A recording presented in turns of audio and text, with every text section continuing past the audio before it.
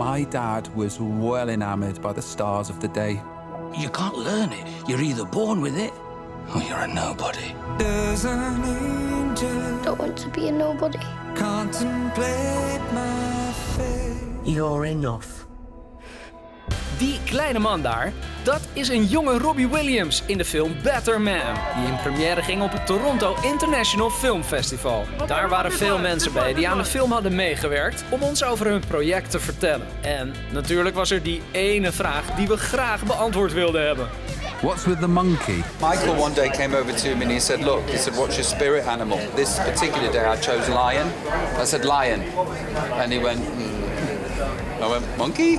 And he went, and then he said, look, I've got this idea. Everybody in the movie is human apart from you, and you're a CGI monkey. Do you like? And before he'd finished the sentence, I was like, yes. Michael wanted to do something different. You know, musical biopics have been a popular thing the last few years.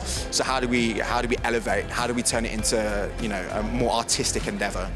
And he used the analogy of Rob always seeing himself as a cheeky monkey, but also a performing monkey. You know, there are times when he was at his lowest points and the powers that be would say, well, go on, go dance, go sing, go on, monkey, do it.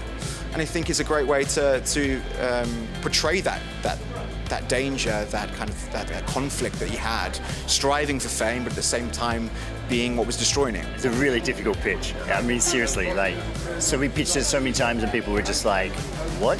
We have no interest in backing that, because it's an independent film, so. And in some ways, you know, you sort of go, we're very fortunate that it came together as an independent film, because it meant that we could go to places that are very dark. But I do genuinely believe that you feel the light so much more when you go to those dark places. I'm Robbie Williams. I'm one of the biggest pop stars in the world. But I've always seen myself a little less evolved. I was 9 years old watching him in concert with my mum and dad, screaming his name, you know, thinking, wow, like he's an absolute rock star. Cut to 20 years later, getting to be on stage and sing his songs and dance his moves and whatnot, you know, to be his voice, it was incredible. It was an honor. Do I look like a pop star to you? I wouldn't change a hair on your head. This wasn't supposed to happen to somebody like me. This wasn't supposed to, I wasn't, you know, where I'm from, you don't get that amount of luck until you do.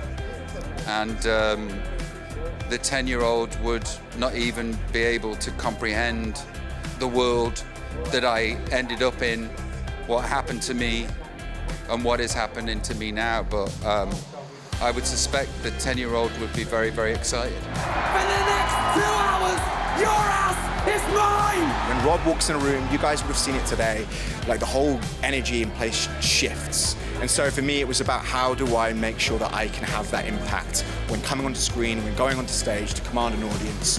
And so it was just working with breadth, with confidence, say it with your chest, and like fake it till you make it, essentially. I want to prove I can make it on my own. Proof to who?